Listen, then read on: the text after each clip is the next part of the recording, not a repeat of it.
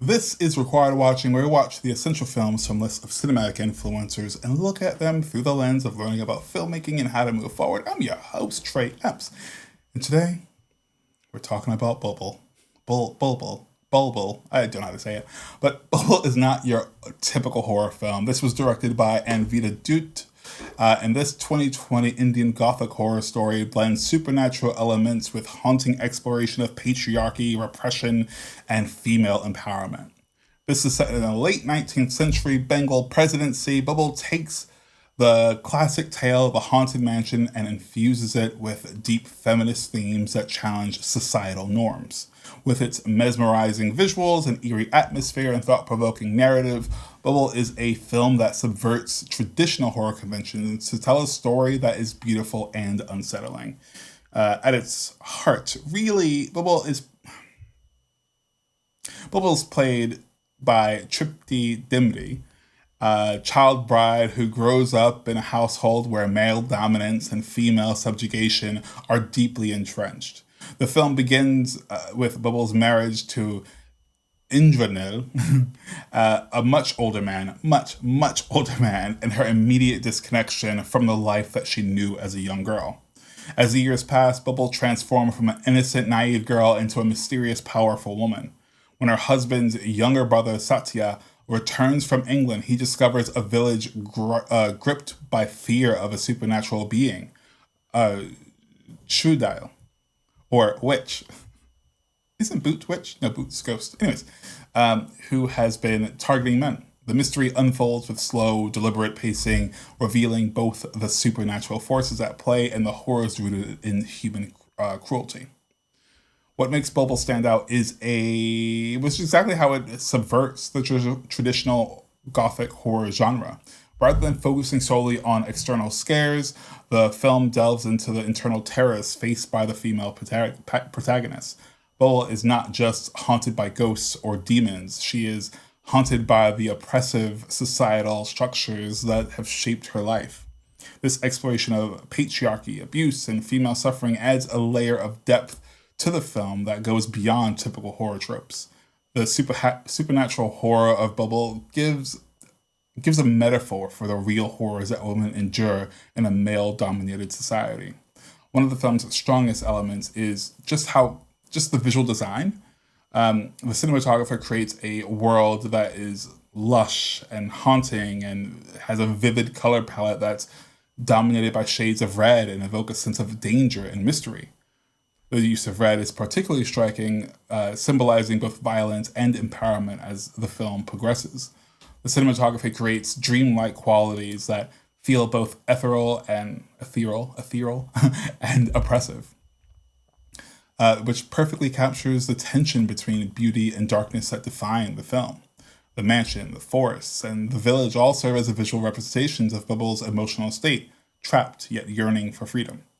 The performances in Bulbbul are equally compelling. Tripti shines as a titular role, capturing the vulnerability and the strength of a woman who has been wronged since being a little girl, but refuses to remain a victim. Her transformation throughout this film is subtle yet noticeable, and Dimri's nuanced performance gives Bulbbul's a magnetic presence. Raoul Bose's dual roles as both Indra and his mentally challenged twin brother Mahendra add an extra layer of complexity to the story, particularly in their differing relationships with Bulbbul.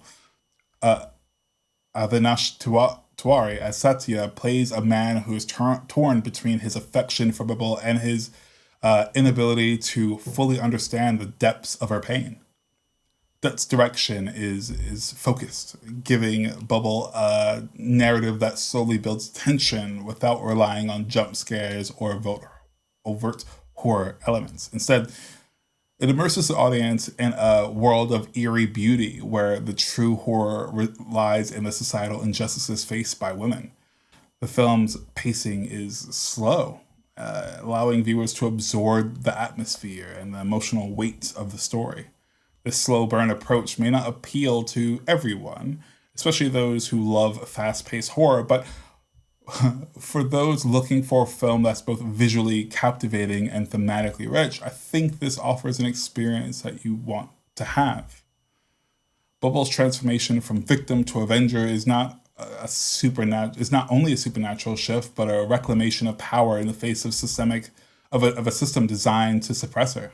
In this way, she redefines the traditional role of the witch in folklore, turning her into a figure of strength rather than fear.